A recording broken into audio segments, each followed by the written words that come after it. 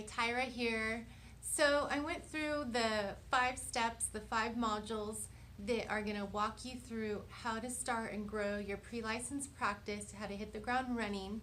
And now I want to go into a little bit about a little more on what it's all about and why I'm even doing this and why this is meant for you, why I've created this for you, and I'm so eager to get it into your hands. So when I was starting out, right after grad school, I know there were different options and routes to go in terms of different jobs or career paths that I could go down. I didn't know about all of them. And what I found was that this was the best option to go. The getting into a private practice or group practice while I was pre-licensed was going to be the best way to go. And the reason being is that it was the best way to earn income or earn hours to grow into the kind of competent, successful therapist that I envisioned that I wanted to be. I always knew that eventually I wanted to get into private practice because I had been a client on the end of that and had seen what it was about from that vantage point, and I knew that that's eventually where I wanted to be. So when I figured out early on that it was a possibility to do it as early as after grad school, that was something that I knew I wanted to be able to try to make happen and work out. It didn't mean that I was ruling out other jobs that I might have to take or want to take in the meantime, in addition to as an adjunct to the private practice. However, I knew that pouring myself into figuring out how to pave my way in private practice was going to pay off. I just knew it. And I knew that there was going to be many pieces of the puzzle to try to put together. And at the same time, I was ready and willing to do it. Now, in hindsight is so 2020 as well, because now looking back, I can see all the pieces that I had to put together. I can see the pitfalls and I can see the successes. And so what I've done is put all that together for you guys and accelerating the process for you so that you don't have to figure it all out on your own and try to pull pieces from different sources and try to make things happen all on your own. I put together a system to make it very accelerated and make it more on point for you so you're not spinning your wheels or wasting your time.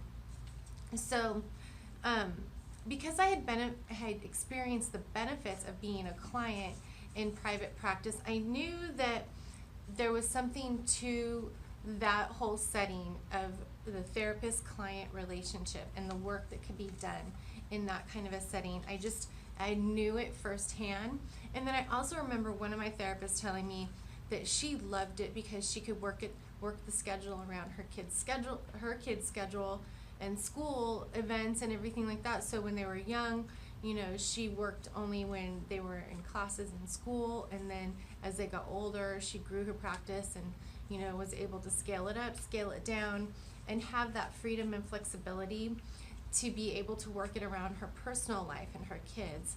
And that, well before I ever had kids or a family, that really appealed to me, just that freedom and flexibility itself.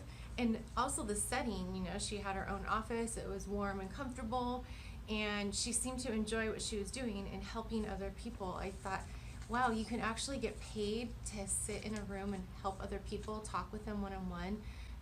They come in and they kind of bare their souls to you or talk about their problems, and you're able to have this, be equipped in ways like you get to learn and become this kind of person, this kind of therapist who can help people in really significant ways, because that's what I felt. I felt the benefit of that early on in my life, in my 20s, and I just thought, wow, that is really something. And so that always stuck with me. And I remember one therapist saying how, yeah, it's so great, I get to have donuts, in between clients, and I thought, wow, that is pretty darn cool. So if you look at that, it was like the control over their schedule, the freedom and the control over their schedule, being able to, if possible, work as much or as little as they wanted, based on, their financial picture, their family situation. Also, what I started to also learn that I liked was the autonomy to practice as I wished. So it's starting out, you don't feel like you really know what you're doing, and then you start to kind of get your ocean legs, your sea legs, and start to feel as though you can apply some of what you've been learning, some of those theories. It's all sort of head knowledge and book knowledge, and then you start getting some real, hands-on personal experience with clients. And when you are able to start to do that in a private practice setting, if it's different from working in a treatment center or other kind of practicum, sometimes if you're working in a counseling center, you get to experience that because it's like a private practice type setting. But if you work in any other sort of court order clientele or at-risk, difficult populations that aren't really, they're more resistant to therapy, it's so different when you finally get to sit in a room with a private practice client because they're willing and wanting to be there and ready to do the work with you, and and they believe that you can help them. A lot of people are not looking to see, are you an associate, are you provisionally licensed. Some people notice that in your title, but they're really looking at you, the person, the clinician, and if you're able to help them.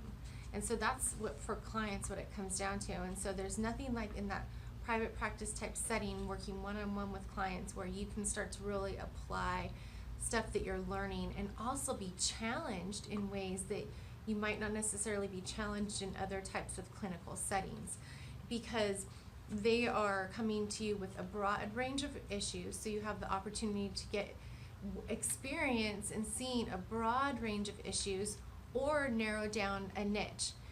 Nowhere else do you get that kind of freedom to be able to do one or the other, or even a combination thereof. And something that I'm going to teach you is that you can actually learn by seeing a broad range of clients as you just start to get clients no matter who they are.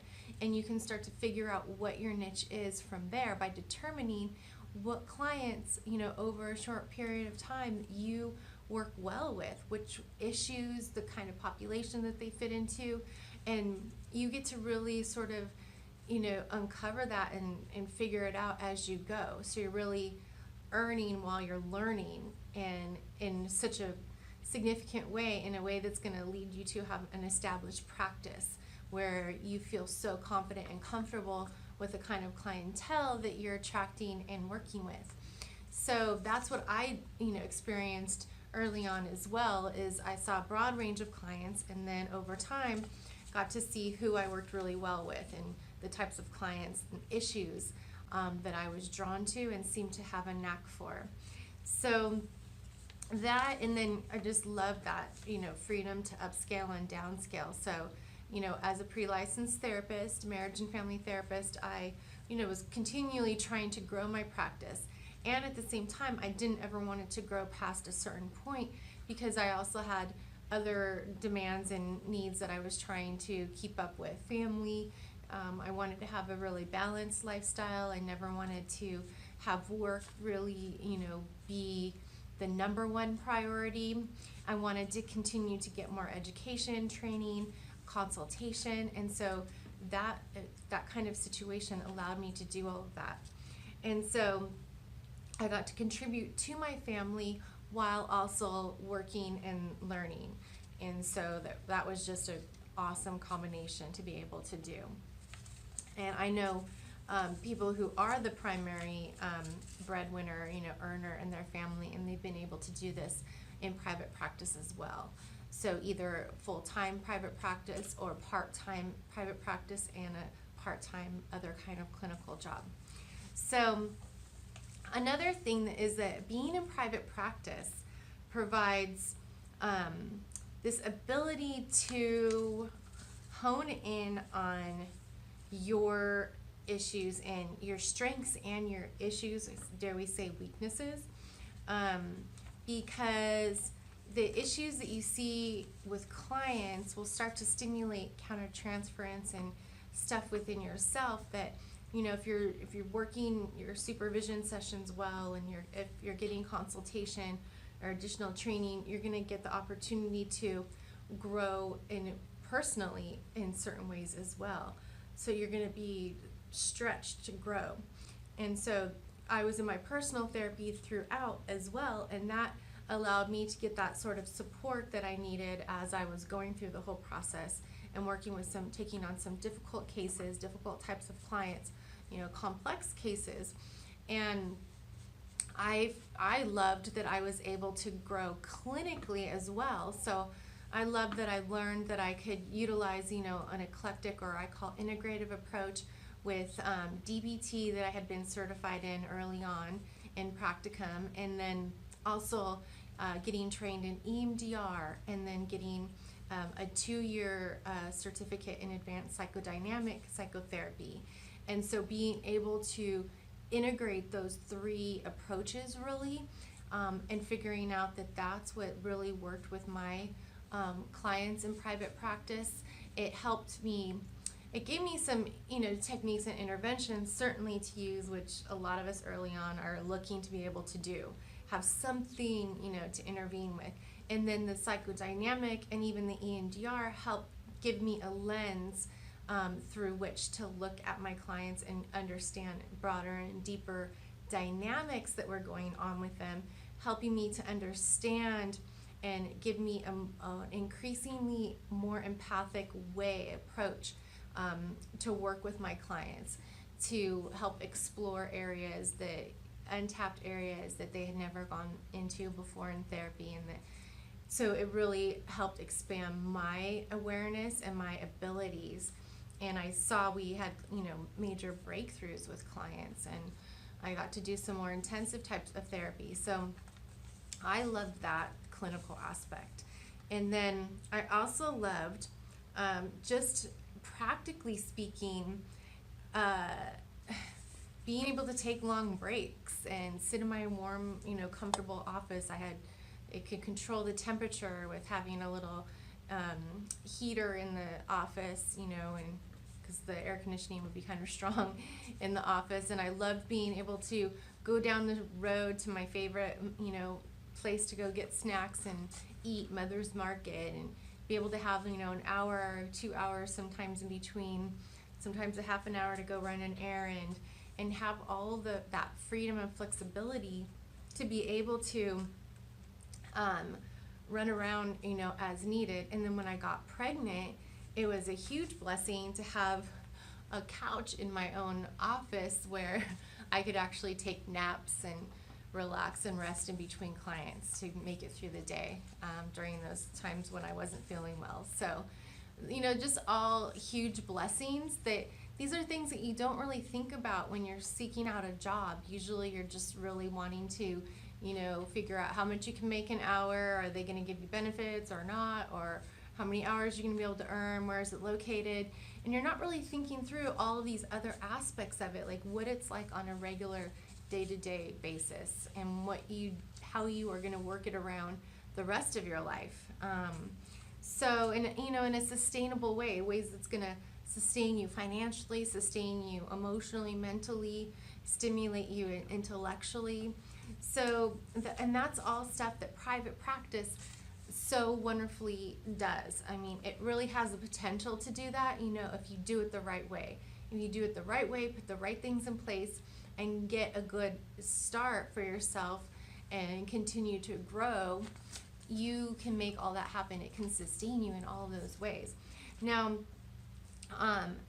so another thing to think about, as you dive further into this field, you're going to start to see the pitfalls. You're going to see the obstacles that people face just in this field, whether they're pre-licensed or licensed, and you're going to see, what's great and what's not so great.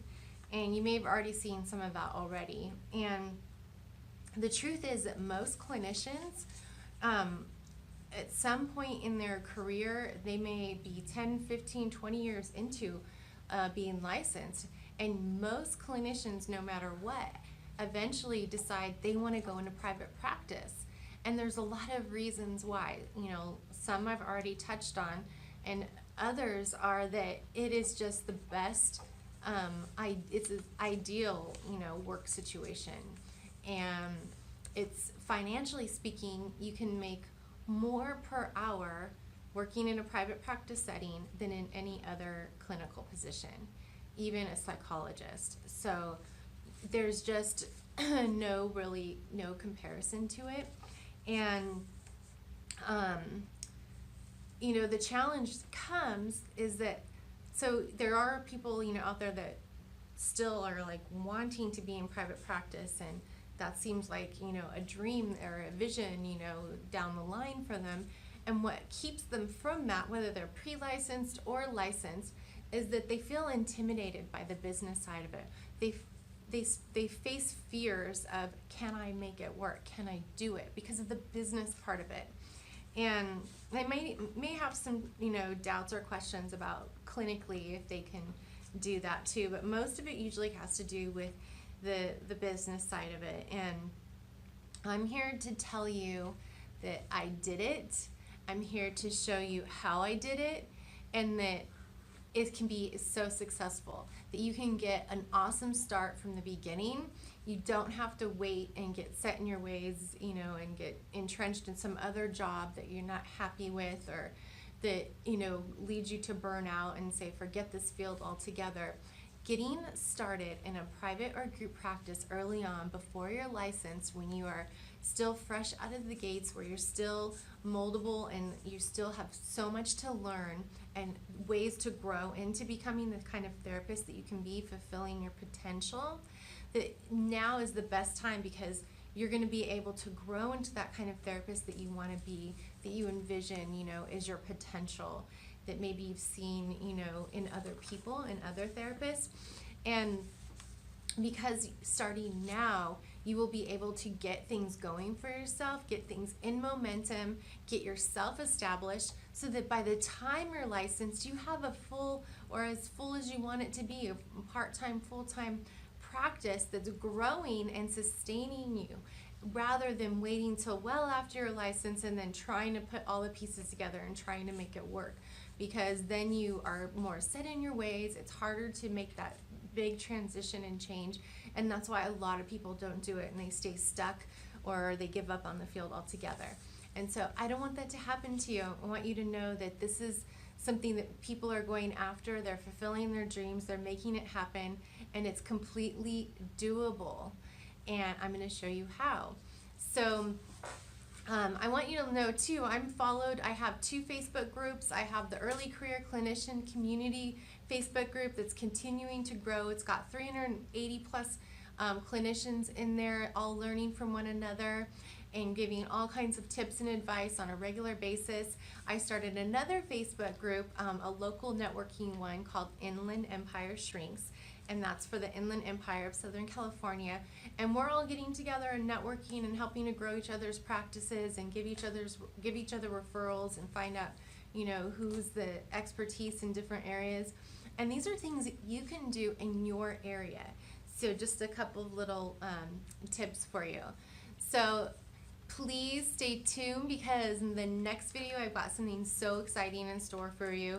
I'm going to break down even more exactly what's in store for you. If you express any kind of curiosity, to get on the wait list for this upcoming course so that you can hit the ground running and get started. Okay, bye for now. Talk to you soon.